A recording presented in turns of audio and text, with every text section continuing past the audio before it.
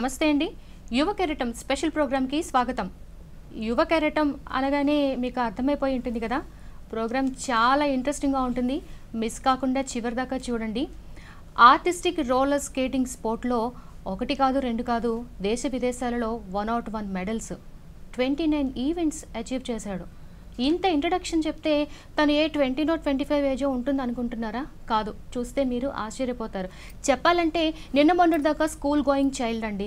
Just ఈ ఇయరే 10th class రాశాడు, ఇంటర్మీడియట్ జాయిన్ అవ్వాలంట. సో ఏషియన్ రోలర్ స్కేటింగ్ ఛాంపియన్షిప్లో ఇండియాకి గోల్డ్ మెడల్ తేవటమే తన ఎయిమ్ అంటున్నాడు కొప్పరపు కైవల్య. తన స్కేటింగ్ జర్నీ గురించి డీటెయిల్స్లోకి వెళ్దామా? హాయ్ కైవల్య. హాయ్ మ్యామ్, ఎలా ఉన్నావు? బాగున్నాను. నీ ప్రాక్టీస్ ఎలా నడుస్తోంది? ప్రాక్టీస్ మీకు జనరల్గా ఎవ్రీ స్పోర్ట్స్ పర్సన్ గురించి తెలిసినట్టే మా ఏషియన్ కాంపిటీషన్కి తగిన ప్రాక్టీస్, క్యాంప్స్ కానీ ప్రాక్టీసెస్ చాలా బాగా జరుగుతున్నాయండి. ఓకే, ఇప్పుడు సమ్మర్ కదా, ఇప్పుడు కూడా ప్రాక్టీస్ అది ఉంటుందా? సమ్మర్ అయినా ఏ సీజన్ అయినా కూడా మాకు ఒకసారి కాంపిటీషన్ ఉందంటే అది ఎంత పెద్ద కాంపిటీషన్ అయినా ఎంత చిన్న కాంపిటీషన్ అయినా ఎవ్రీ డే ప్రాక్టీస్ చేస్తూనే ఉంటామండి. ఓకే, అంటే ఓపెన్ సర్ఫేస్లో కదా మీకు స్కేటింగ్ ప్రాక్టీస్? అవునండి. ఇంత హాట్ సమ్మర్లో ప్రాక్టీస్ చేపిస్తారా? అవునండి, అంటే మన లక్ష్యానికి అంటే కొన్ని కావాలంటే కొన్ని సాక్రిఫైస్ చేయాలండి, తప్పదు. సో మన డ్రీమ్స్ పెద్దవైనప్పుడు దానికి తగినంత కష్టపడాలి. సో మీరు ఎవ్రీ డే మార్నింగ్ ఒక 4 hours, ఈవినింగ్ 4 hours ప్రాక్టీస్ చేసి మళ్ళీ అది కాకుండా వీటికి మళ్ళీ ఇంట్లో barefoot workout, home workout అని, సో ఇలా చాలా ప్రాక్టీస్ ఉంటుంది ఎవ్రీ డే. సో ఎండ్ అయినా వానైనా ఎంత చల్లగా ఉన్నా ఎలాంటి సీజన్ అయినా కూడా ప్రాక్టీస్ మాత్రం ఆగదండి. ఓకే, అసలు చెప్పు కైవల్య, నీకు ఈ స్కేటింగ్ ఫీల్డ్ మీదకి ఇంట్రెస్ట్ ఎలా వచ్చింది? ఎవరైనా ఇన్స్పిరేషన్ ఉన్నారా నీకు? స్కేటింగ్ ఫీల్డ్లో అంటే నాకు చిన్నప్పుడు 3 years ఉన్నప్పుడే నేను స్కేటింగ్లో జాయిన్ అయ్యానండి. అది ఎలా జాయిన్ అయ్యానంటే యాక్చువల్గా మా అన్నయ్యకి బ్యాడ్మింటన్ అంటే చాలా ఇంట్రెస్ట్ అండి. చిన్నప్పుడు మా అన్నయ్యని బ్యాడ్మింటన్లో జాయిన్ చేద్దామని దండమూడి రాజగోపాల్ స్టేడియం బ్యాడ్మింటన్ కోర్ట్లో జాయిన్ చేద్దామని తీసుకెళ్లారు. అక్కడ తీసుకెళ్ళినప్పుడు దాని బ్యాక్ సైడ్ చిన్న స్కేటింగ్ రింక్ ఉందండి. అక్కడ నార్మల్ చిన్న పిల్లలందరూ స్కేటింగ్ నేర్చుకోవడం చూసి మా ఫాదర్ నన్ను అడిగారు, అంటే నువ్వు కూడా నేర్చుకుంటావా అని. నేర్చుకుంటాను అని చెప్పా. అలా చిన్నప్పుడు జాయిన్ చేశారు. అలా ఇంకా కాలగమనంలో నాకు కూడా స్లోగా ఇంట్రెస్ట్ రావడం స్టార్ట్ అయింది. ఇంకా 3 years ఏజ్లో? అవునండి, 3 years అప్పుడు నార్మల్గా ఫార్వర్డ్ స్కేటింగ్, బ్యాక్వర్డ్ స్కేటింగ్ నేర్చుకున్నా. తర్వాత మెల్లమెల్లగా ఇలా డిస్ట్రిక్ట్ కాంపిటీషన్స్కి వెళ్ళడం, చిన్న కాంపిటీషన్స్కి, డిస్ట్రిక్ట్ కాంపిటీషన్స్, తర్వాత మళ్ళీ స్టేట్ కాంపిటీషన్స్, మళ్ళీ స్టేట్ నుంచి నేషనల్ కాంపిటీషన్స్, ఇలా వెళ్ళాక అప్పుడు ఇంకా ఇలా కాదు, ఇంకా వరల్డ్ ఛాంపియన్ అవ్వాలని డ్రీమ్ పెట్టుకున్నానండి. అప్పుడు నీకు వరల్డ్ ఛాంపియన్ డ్రీమ్ వచ్చేసరికి నీకు ఏం చదువుతున్నావు అప్పుడు? నీ ఏజ్ ఎంత? నా ఏజ్ ఒక 7th class అప్పుడు, 7th class 8th classలో ఉన్నప్పుడు ఇంకా నార్మల్గా ఏదో నేషనల్ లెవెల్ వరకు వెళ్ళి వచ్చేసామని కాదు, ఇంకా నా లైఫ్ దీనికే డెడికేట్ చేసి ఇంకా సీరియస్గా, అంటే మన భారతదేశానికి ఇండియా తరపు నుంచి ఒక గోల్డ్ మెడల్, అంటే మన భారతదేశంలో ఇప్పటికీ చాలా స్పోర్ట్స్లో మన ప్రతిభను చాటి చెప్పాం. సో కానీ స్కేటింగ్లో కూడా ఎవరో ఒకళ్ళు ఇలా ఇప్పటిదాకా లేరండి. సో మన స్కేటింగ్ తరపు నుంచి కూడా మన భారతదేశానికి ఒక బంగారు పథకం తేవాలని నా డ్రీమ్ అండి. Wow, nice of you Kaivalya. వింటుంటేనే మెస్మరైజింగ్గా ఉంది, వచ్చినంత ఆనందంగా ఉంది నాకైతే మాత్రం. సరే, అయితే దీనికోసం నీకు అంటే ఇంట్లో యూజువల్గా పేరెంట్స్ ఏమంటారు? చదువు కదా, ఫస్ట్ చదువు ఆపేసి ఇవన్నీ ఎందుకు, చదువు ఇంపార్టెంట్, ముందు చూడు తర్వాత ఇది చూద్దాం, ఇటువంటివి వింటూ ఉంటాం. సో నీకు ఇంట్లో పేరెంట్స్ సైడ్ నుంచి ఎలా ఉంది సపోర్టు? అసలు నిజంగా చెప్పాలంటే నిజంగా నా అదృష్టం అండి నాకున్న పేరెంట్స్కి.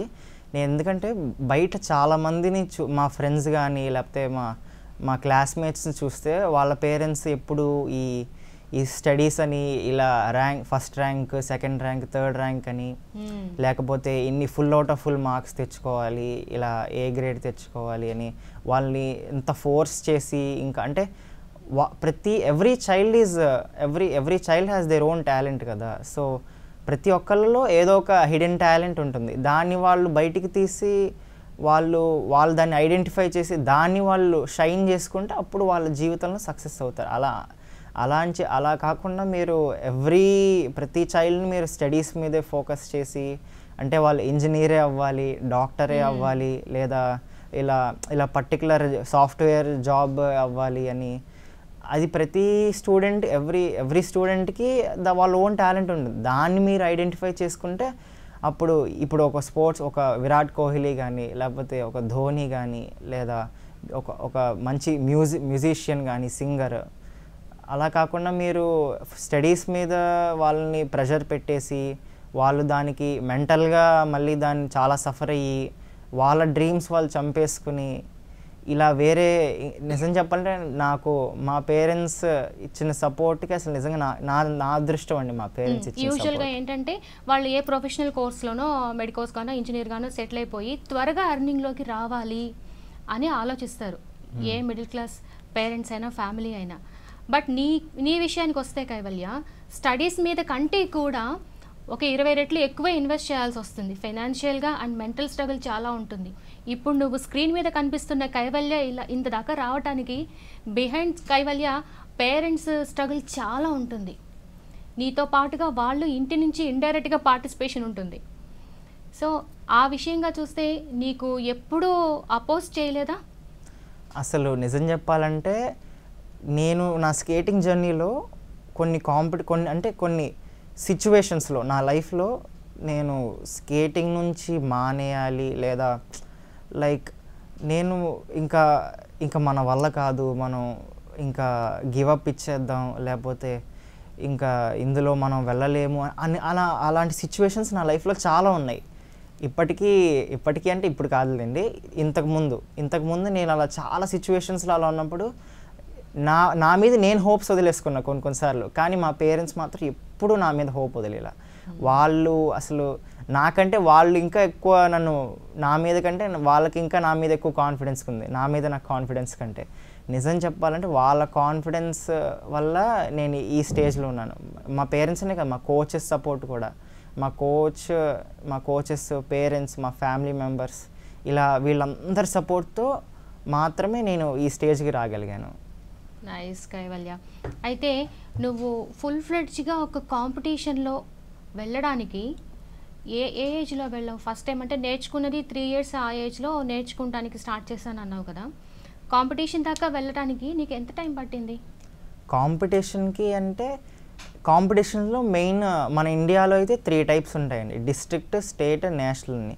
డిస్ట్రిక్ట్కి ఒక 6-7 years ఉన్నప్పుడు డిస్ట్రిక్ట్ అంటే మన జిల్లాలో వరకు కాంపిటీషన్స్. స్టేట్ అంటే డిఫరెంట్ డిస్ట్రిక్ట్స్ అంటే డిఫరెంట్ జిల్లాల నుంచి వస్తారు. నేషనల్ కాంపిటీషన్ అంటే డిఫరెంట్ స్టేట్స్ నుంచి వచ్చి కాంపిటీషన్ జరుగుతుంది. సో చిన్నప్పుడు స్కేటింగ్ స్టార్టింగ్లో ఉన్నప్పుడు డిస్ట్రిక్ట్ కాంపిటీషన్స్ అని చిన్న కాంపిటీషన్స్ స్టార్ట్ చేసి మెల్లమెల్లగా స్టేట్ కాంపిటీషన్స్కి వెళ్ళడం. నేషనల్ కాంపిటీషన్కి వచ్చేసరికి అప్పుడు ఇప్పటికీ నేను ఒక 7-8 నేషనల్ కాంపిటీషన్స్కి వెళ్ళానండి, అంతకంటే ఎక్కువేమో. కానీ నా ఫస్ట్ నేషనల్కి వెళ్ళినప్పుడు చాలామందికి ఏంటంటే ఫస్ట్ టైం కాంపిటీషన్కి వెళ్ళినప్పుడే మెడల్స్ కొట్టి వచ్చేయాలి, లేకపోతే ఇలా తక్కువ టైం ఇన్వెస్ట్ చేసి తొందరగా సక్సెస్ వచ్చేయాలి అని చాలామంది మైండ్ సెట్ అలా ఉంటుందండి.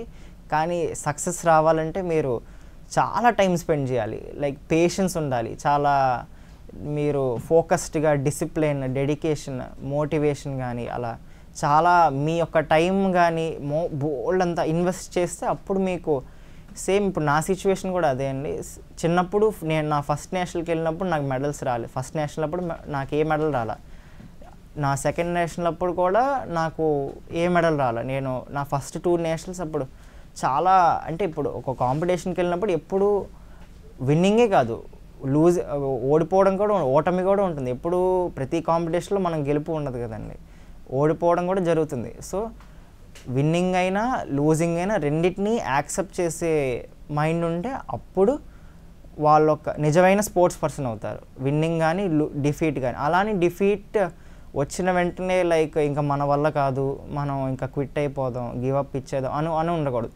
ఇప్పుడు కాకపోతే నెక్స్ట్ కాంపిటీషన్లో నన్ను నేను బెటర్ చేసుకుని ఇంప్రూవ్ చేసుకుని నెక్స్ట్ కాంపిటీషన్లో నేను ఇంకా బాగా మంచి కాంపిటీషన్ ఇవ్వాలి, అప్పుడు నేను ఫస్ట్ కొట్టాలి కానీ లేకపోతే గోల్డ్ మెడల్ కొట్టాలి, ఆ మోటివ్ ఉంటే అప్పుడు ఎవరైనా సక్సెస్ చూడగలరు. యా, స్పోర్ట్స్లో ఉన్నందుకు చాలా స్పోర్టివ్ యాటిట్యూడ్తో ఉన్నావు కైవల్య, ముచ్చటేస్తోంది మాట్లాడుతుంటే. సరే, అయితే ఇప్పుడు మనం ఎందులోకి వెళ్ళినా సరే ఎంతో కొంత స్ట్రగుల్ ఉంటుంది, మెంటల్ స్ట్రగుల్ కూడా ఉంటుంది. ఎప్పుడైనా నీకు అనవసరంగా ఇది చూస్ చేసుకున్నానేమో, క్విట్ అయిపోదాం అనిపించిందా?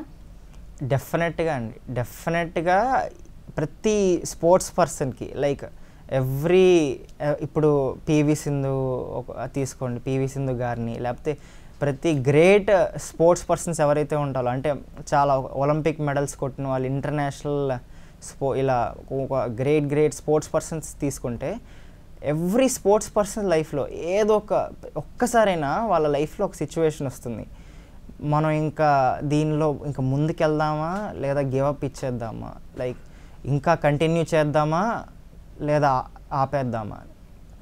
అప్పుడు గనక మీరు గివప్ ఇచ్చేసారంటే అప్పటిదాకా మీరు పడిన కష్టం కానీ వేస్ట్ అయిపోతుంది. అంటే మీరు ఆ మెడల్స్ అచీవ్మెంట్స్ ఉన్నాయి కానీ అవి అంత మీరు అచీవ్ చేశాక మీరు సడన్గా మీరు కాంపిటీషన్ టఫ్ అయిందని మీరు వదిలేయడం కానీ, ఈవెన్ నా సిచ్యువేషన్కి వద్దు, నేను కూడా చిన్నప్పుడు చాలాసార్లు అనుకున్నా, అరే నాకు ఇంత సరిగ్గా రావట్లేదు. ఎవరైనా అంతే, చిన్నప్పుడు మీరు స్టార్ట్ చేసిన వెంటనే మీరు లైక్ గ్రేట్ అయిపోవాలి, ఇందులో ఎక్సెల్ అయిపోవాలి, లేదా మీరు అసలు ఒక మంచి లెవెల్కి వెళ్ళిపోవాలి అంటే అవ్వదు. చిన్నగా అయితే కైవల్య, ఇప్పుడు కొంత టాలెంట్ని మనం ఇన్వెస్ట్ చేయాలి డెఫినెట్గా. అందరూ మనకి పేరెంట్స్లా ఉండరు బయటకు వెళ్ళిన తర్వాత. సో నీ కాంపిటీటర్స్ నుంచి కానీ, వెళ్ళిన చోట ఇండియా దాటి వెళ్ళిన చోట వేరే స్టేట్స్లో కానీ నీకు ఎలా ఉంది ఆ కాంపిటీషన్ కానీ ఆ ప్రెషర్ కానీ, దాన్ని నువ్వు ఎలా ఓవర్కమ్ అయ్యావు? ఇండియాలో కూడా మనకి చాలా కాంపిటీషన్ ఉందండి, కానీ ఇండియాలో కంటే మనం ఒకసారి నేను నా ఫస్ట్ ఇంటర్నేషనల్కి వెళ్ళినప్పుడు it was a very memorable experience అనమాట. అంటే మన ఇండియాలో దానికి వేరే దేశంలో దానికి తేడా ఏంటో అప్పుడు నాకు తెలిసి, అంటే ఇంకా నా ఎక్స్పీరియన్స్ పెరిగిందనమాట. ఓకే, వేరే కంట్రీస్లో ఇలా ఉంటుందన్నమాట కాంపిటీషన్ అని.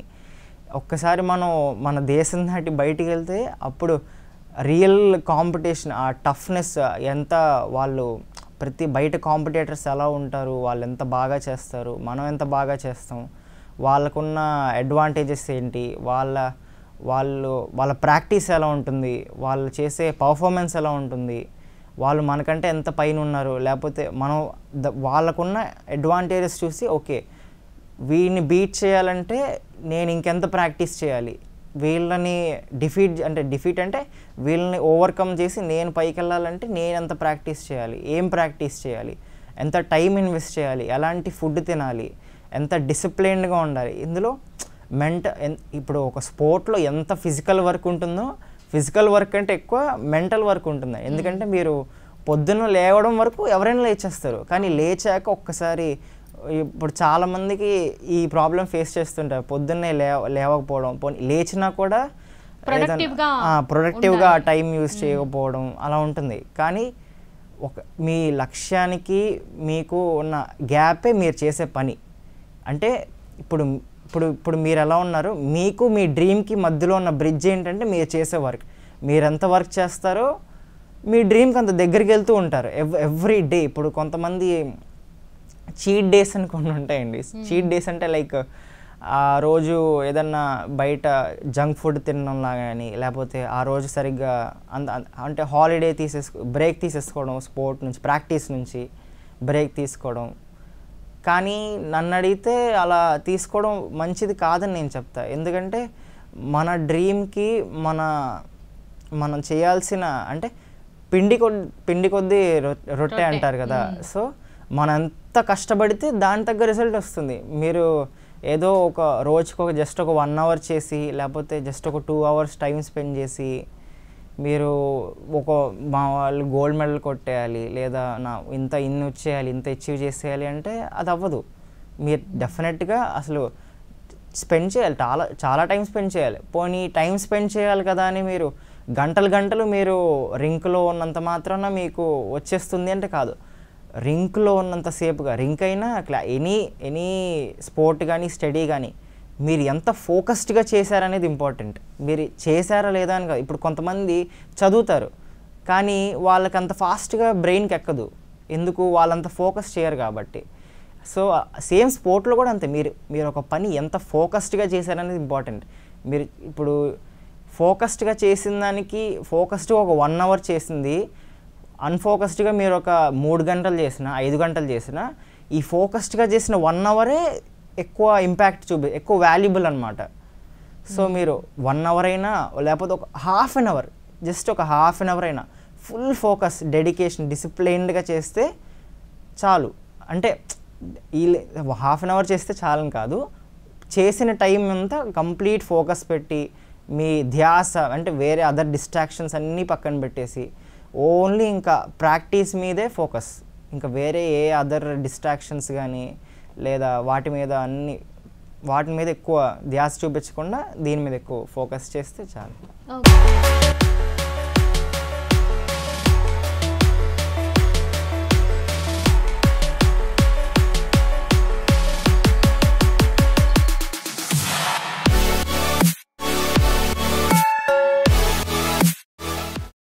ఇప్పుడు నువ్వు చేస్తోంది రోలర్ స్కేటింగ్ కదా?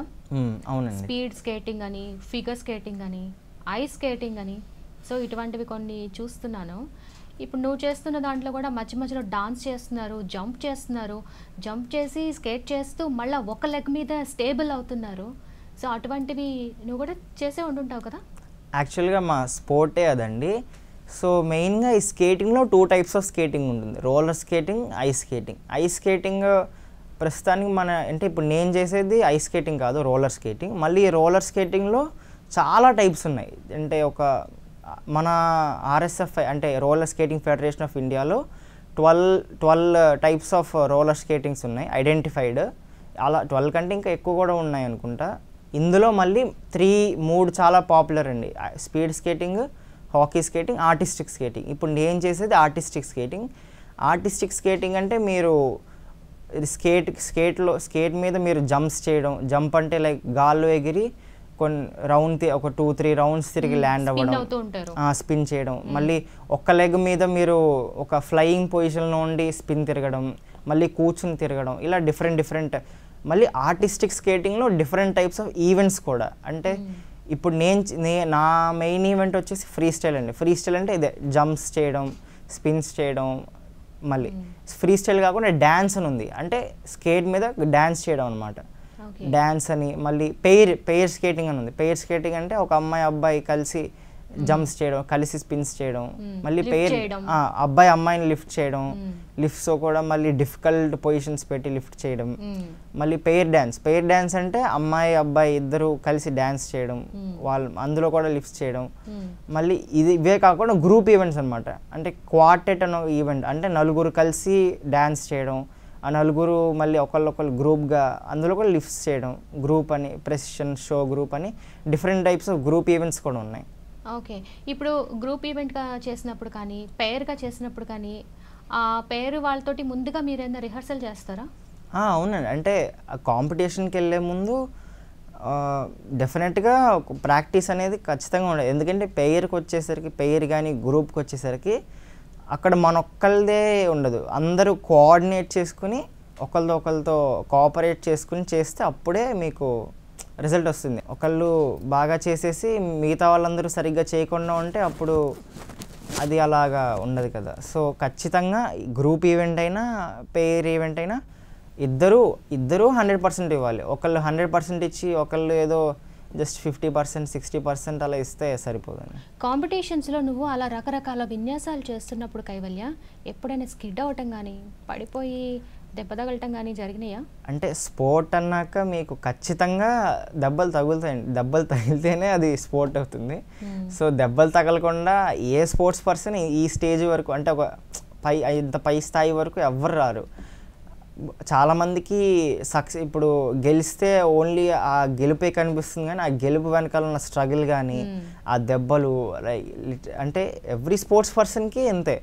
లైక్ కింద ఇప్పుడు మేము కూడా స్కేటింగ్ చేసేటప్పుడు చాలాసార్లు కింద పడడం, బ్లడ్ రావడం, దెబ్బలు తగలడం, కొన్నిసార్లు మళ్ళీ బోల్డ్ అని బ్యాండేడ్స్ వేయడం, ఆయింట్మెంట్స్ రాయడం దెబ్బలకి. సో ఖచ్చితంగా ఆ దెబ్బలన్నీ ఇప్పుడు మాకు ఆ దెబ్బలన్నీ ప్రతి ఒక్క అంటే అవన్నీ ఇప్పుడు నా గెలుపు యొక్క రిమార్క్ అనమాట.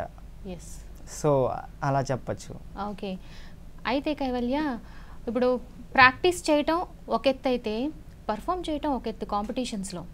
ఎప్పుడైనా ప్రాక్టీస్ చేసినంత బాగా పర్ఫార్మెన్స్ ఇవ్వలేదేమో, ఇంకొంచెం చేస్తే బాగుండేదేమో అని అనిపించిన కాంపిటీషన్ ఉందా? ఉందండి. ఇప్పుడు చిన్నప్పుడు అండి, అంటే ఈ మధ్య ఆ ఫియర్ని ఓవర్కమ్ చేశా. కానీ చిన్నప్పుడు స్టార్టింగ్లో నాకు ఫస్ట్ నేషనల్కి వెళ్ళినప్పుడు నాకు ఆ ఫియర్ ఉండేది. అంటే నేను చాలామందికి అంతే, అంటే చాలామంది స్పోర్ట్స్ పర్సన్స్ కానీ లేకపోతే ముఖ్యంగా మా స్కేటింగ్లోకి వచ్చేసరికి చాలామంది ఈ ఫియర్ని ఫేస్ చేస్తుంటారు. అంటే ప్రాక్టీస్లో అంటే మీకు ప్రాక్టీస్లో ఈ కాంపిటీషన్ ఫియర్ అనేది ఉండదు. ప్రాక్టీస్లో మీ పార్టీకి మీరు చేసుకుని వెళ్ళిపోయి అప్పుడు ప్రాక్టీస్లో అందరూ బాగానే చేస్తారు. కానీ కాంపిటీషన్స్కి వచ్చేసరికి అంటే ఒక చుట్టూతా ఒక 100 మంది ఉండి 100 మంది ప్రతి ఒక్కళ్ళు మిమ్మల్ని చూస్తున్నట్టు, అంటే వాళ్ళ కళ్ళన్నీ మీ మీదే ఉన్నట్టు, ఆ ఫియర్కి వచ్చేసరికి వాళ్ళు అయ్యో ఇంతమంది ముందు నేను పడిపోతానేమో, అరే సరిగ్గా పర్ఫార్మెన్స్ చేయకపోతే ఎలాగా, సరిగ్గా పడిపోతానేమో, ఇప్పటిదాకా ఆ ఫియర్ ఉంటుందన్నమాట. ఈవెన్ నాకు కూడా ఉండేది చిన్నప్పుడు. కానీ ఇంకా వాళ్ళందరినీ దృష్టిలో పెట్టుకుని మనం సరిగ్గా చేయలేం. ఒకసారి పర్ఫార్మెన్స్ ఇస్తున్నాము అంటే మైండ్లో ఇప్పటిదాకా ఇంత దూరం వచ్చింది నేను జస్ట్ పడిపోవడానికి లేకపోతే ఓడిపోవడానికి కాదు, ఇంత దూరం నేను వచ్చానంటే ఖచ్చితంగా నా బెస్ట్ రిప్రజెంట్ చేసి వచ్చేసాము అంతే. ఈవెన్ ఇప్పుడు 2023లో జరిగిన ఏషియన్ కాంపిటీషన్లో ఫ్రీ స్టైల్ ఈవెంట్లో నా కాంపిటేటర్స్ నాకంటే లైక్ కొంచెం చాలా బాగా చేయడం కానీ, నాకంటే చాలా టఫ్ కాంపిటీషన్ అనమాట. వాళ్ళు నాకంటే ఏజ్లో పెద్ద, అంటే క్యాడెట్ ఏజ్ గ్రూప్. అప్పుడు నేను క్యాడెట్లో అంటే 15 ఇయర్స్ వరకు ఉన్న వాళ్ళందరూ క్యాడెట్. అప్పుడు నాకు 13 ఇయర్స్ 14 ఇయర్స్, మిగతా కాంపిటేటర్స్ అందరూ 15 ఇయర్స్. వాళ్ళు నాకంటే కొంచెం బాగా చేయడం అప్పుడు నాకు కొంచెం భయం వేసింది. కానీ ఆ భయాన్ని అప్పుడు నాకు థాట్ వచ్చింది, సరే వాళ్ళు బాగా చేస్తున్నారు, కానీ వాళ్ళు బాగా చేస్తున్నారని నేను ఇప్పుడు 2 ఆప్షన్స్. ఒకవేళ మీరు ఓడిపోతారు అని మీకు అనిపిస్తే మీ బెస్ట్ రిప్రజెంట్ చేసి ఓడిపోండి. అది if you know that your losing, ఎందుకు మీరు కింద పడిపోయి ఎందుకు ఓడిపోవడం? అదేదో ఇప్పుడు ఓడిపోతారని మీకు అనిపిస్తే, అరే నేను ఓడిపోతానేమో అనే భయం వేస్తే మీ బెస్ట్ రిప్రజెంట్ చేసి బయటకు వచ్చేయండి అంతే. ఈవెన్ మీరు ఓడిపోతారని తెలిసిన ఆ భయం ఉంటే మీరు మీ ఫుల్ రిప్రజెంట్ అప్పటిదాకా మీరు ప్రాక్టీస్ చేసిందంటే వేస్ట్ అయిపోతుంది. సంవత్సరం అంతా ప్రాక్టీస్ చేసింది కేవలం ఒక 3 minutes డిసైడ్ చేస్తుంది. అయితే కైవల్య, చాలా బాగా ప్రాక్టీస్ చేసి బాగా పర్ఫామ్ చేసినప్పుడు కూడా ఓడిపోయిన సందర్భాలు ఉన్నాయా?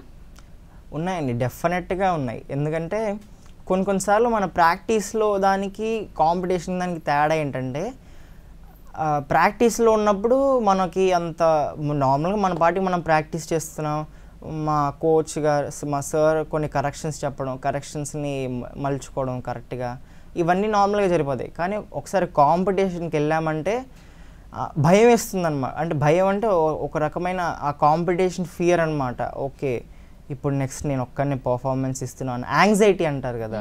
సో ఆ యాంగ్జైటీనెస్లో చాలామంది ఏం చేస్తారంటే ఆ భయంలో నార్మల్గా మీరు యూస్ చేసే ఎనర్జీ కంటే ఎక్కువ ఎనర్జీ యూస్ చేస్తారు.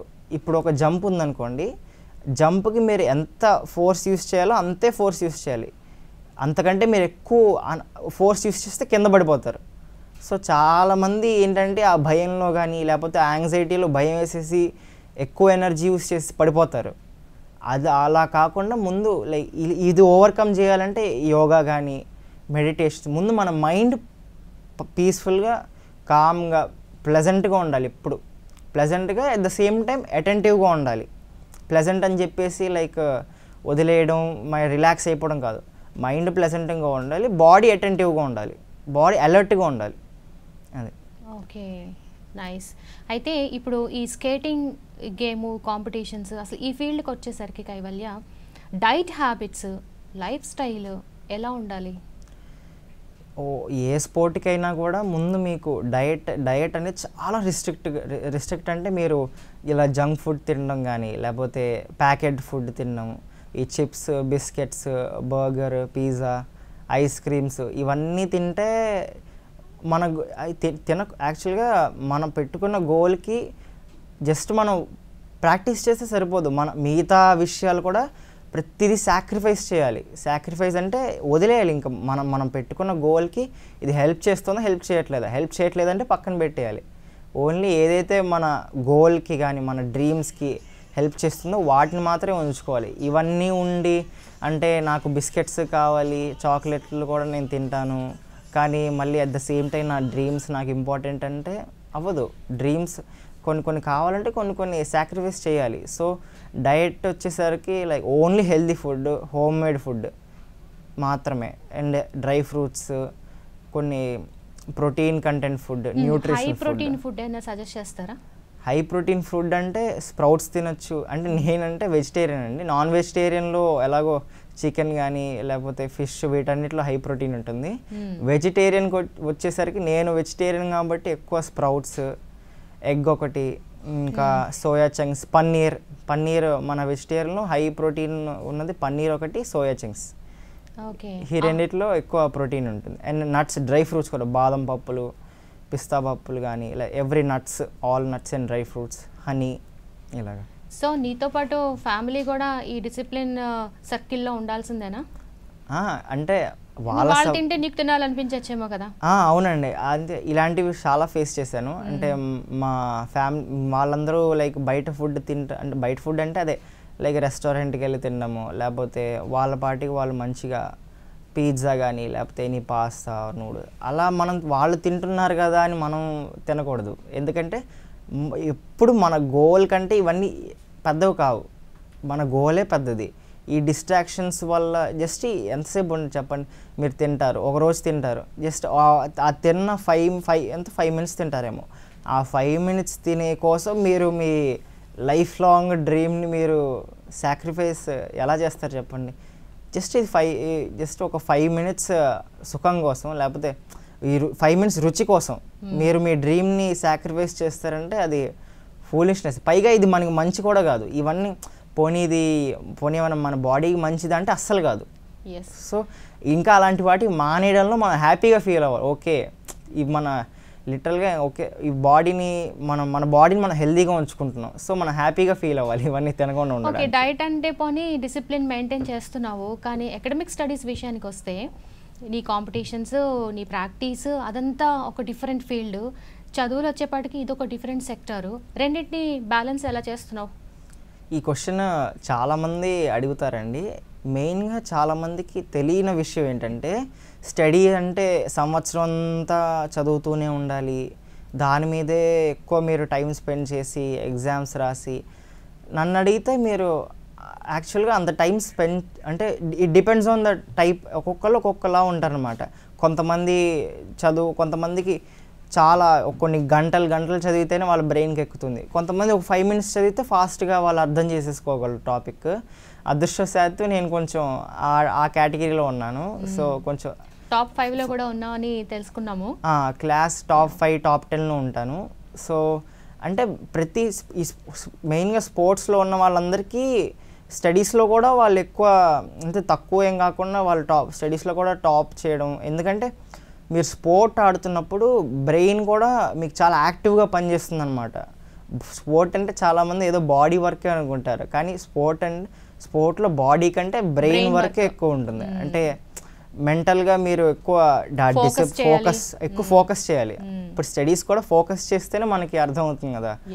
సో గేమ్ అయినా మీరు స్టడీస్ అయినా ఏదైనా ఫోకస్ చేస్తే మీకు ఫాస్ట్గా అర్థమైపోతుంది అనమాట. సో స్పోర్ట్స్ పర్సన్స్కి ఇది ఒక అడ్వాంటేజ్. వాళ్ళు స్పోర్ట్లో వాళ్ళకి ఎలాగో ఎక్కువ ఫోకస్ ఉంటుంది. ఆ ఫోకస్ చేయడం వచ్చు కాబట్టి వాళ్ళకి ఇంకా స్టడీస్ ఈజీగా ఉంటుంది. ఈవెన్ రెగ్యులర్గా చదువుకునే స్టూడెంట్స్కైనా ఏదో ఒక స్పోర్ట్స్లో ఉండండి, యాక్టివిటీలో ఉండండి అని సజెస్ట్ చేస్తూ ఉంటారు సైకియాట్రిస్టులు. సరే కైవల్య, ఇప్పుడు నీకు వచ్చిన మెడల్స్ గురించి తెలుసుకోవాలనుంది, చెప్పవా? ఇప్పటిదాకా నాకు టోటల్ 101 మెడల్స్ అండి. 101 మెడల్స్లో 55 gold medals, 25 silver medals and 21 bronze medals. Nice. ఇందులో మళ్ళీ నేషనల్ మెడల్స్ వచ్చేసరికి 21 అండి. అందులో 8 గోల్డ్, 8 సిల్వర్ అండ్ 5 బ్రాంజ్. మళ్ళీ ఇంటర్నేషనల్ మెడల్స్ వచ్చేసి 7 ఇంటర్నేషనల్ మెడల్స్, అందులో 6 gold, 1 silver. Okay. Kaivalya, international level కాంపిటీషన్స్కి వెళ్ళేటప్పుడు ఎలా అప్లై చేసుకోవాలి, ప్రాసెస్ ఏంటి, నీకు గవర్నమెంట్ నుంచి వస్తున్న సపోర్ట్ ఏంటి చెప్తావా? యాక్చువల్గా ఇంటర్నేషనల్కి వెళ్ళాలంటే ముందు మీకు ఒక నేషనల్ మెడల్ ఉండాలి. అంటే నేషనల్లో గోల్డ్ కానీ సిల్వర్ కానీ బ్రాంజ్ ఉంటే, ఎందుకంటే మీరు ఒకసారి ఇంటర్నేషనల్కి వెళ్తున్నారు అంటే ఖచ్చితంగా ఇక మీరు జస్ట్ ఏదో మీ అంటే మీ జిల్లాని కానీ మీ స్టేట్ని రిప్రజెంట్ చేయట్లా, ఇండియాని రిప్రజెంట్ చేస్తున్నారు. సో ఇండియా అంటే అదొక రకమైన ఒక గూస్ బంప్స్ అనమాట. అంటే మన దేశం, మన భారతదేశాన్ని రిప్రజెంట్ చేస్తున్నప్పుడు మరి అంత ఆ లెవెల్ యొక్క కాంపిటీషన్కి వెళ్తున్నప్పుడు ఖచ్చితంగా ఎవరైతే టాప్ స్కేటర్స్ లేకపోతే బెస్ట్ స్కేటర్స్ ఉంటారో వాళ్ళని మాత్రమే సెలెక్ట్ చేసి పంపిస్తారు. సో అంటే ఈ నేషనల్లో గోల్డ్, సిల్వర్, బ్రాంజ్ ఈ మూడు మెడల్స్, ఈ మూడిట్లో ఏదో ఒక మెడల్ కొట్టిన వాళ్ళు మాత్రం పంపిస్తారు, మిగతా వాళ్ళని సెలెక్ట్ చేయరు. సో అంటే ఇది ఒక సెలక్షన్ క్వాలిఫికేషన్ అనమాట. ఇంటర్నేషనల్కి మీరు వెళ్ళాలంటే ముందు మీరు ఒక నేషనల్లో ఒక మెడల్ ఉండాలి. నేషనల్లో మెడల్ కొడితేనే మీకు ఇంటర్నేషనల్కి వెళ్ళే ఛాన్స్ ఉంటుంది. ఓకే. స్టేట్ గవర్నమెంట్ నుంచి కానీ నీకు వస్తున్న సపోర్ట్ దాని గురించి చెప్తావా? గవర్నమెంట్ కూడా మాకు చాలా సపోర్ట్ చేస్తుందండి. ఈ మధ్యనే కొత్తగా వచ్చిన రూల్ ప్రకారం కొన్ని క్యాష్ ఇన్సెంటివ్స్ కూడా ఇస్తున్నారు. గోల్డ్కి 10 lakhs, సిల్వర్కి 5 lakhs, బ్రాంజ్కి 3 lakhs అనుకుంటా. సో అలా మాకు కూడా కొన్ని ఫైనాన్షియల్ సపోర్ట్ కానీ లేకపోతే ఇలా గవర్నమెంట్ మాకు ఇస్తున్న చాలా సపోర్ట్కి కూడా అప్పుడు స్పోర్ట్ యొక్క నేమ్ పెరుగుతుందన్నమాట. అంటే చాలామందికి ఇప్పుడు మేము చేసే స్పోర్ట్కి అసలు చాలామందికి తెలీదు. చాలామంది స్కేటింగ్ అంటే స్పీడ్ స్కేటింగ్ లేకపోతే హాకీ అనుకుంటారు. కానీ ఇలా చేయడం వల్ల ఏంటంటే స్పోర్ట్లో యొక్క పాపులారిటీ పెరుగుతుందన్నమాట. అంటే ఇంకా చాలామంది స్టడీస్ అని లేకపోతే ఇంజనీరింగ్, డాక్టర్ అని కాకుండా స్పోర్ట్స్ వైపు కూడా ఎక్కువ ఇంట్రెస్ట్ చూపిస్తారు చిన్న పిల్లలు అనమాట ఇలా చేయడం వల్ల. నైస్ కైవల్య. తప్పకుండా నువ్వు ఏషియన్ రోలర్ స్కేటింగ్ ఛాంపియన్షిప్లో సక్సెస్ అవ్వాలి, విన్ అవ్వాలి, ఇండియాకి గోల్డ్ మెడల్ తెస్తావని నేను నమ్ముతున్నాను. బట్ రిమెంబర్, అప్పుడు కూడా నీ ఫస్ట్ ఇంటర్వ్యూ మాత్రం మాకే ఇవ్వాలి. I wish you all the very best Kaivalya. Thank you so much. చూసారు కదండి, మన విజయవాడ నుంచి అబ్బాయి ఇంటర్నేషనల్ లెవెల్ కాంపిటీషన్స్కి వెళ్తున్నాడంటే మన ఇంట్లో అబ్బాయే, మన ఇంట్లో మన పిల్లలే వెళ్తున్నంత సంతోషంగా ఉంటుంది మనకైతే. ఇది ఇవాల్టి యువ కెరటం ప్రత్యేక కార్యక్రమం. మరో కార్యక్రమంలో మళ్ళీ కలుసుకుందాం. నమస్కారం.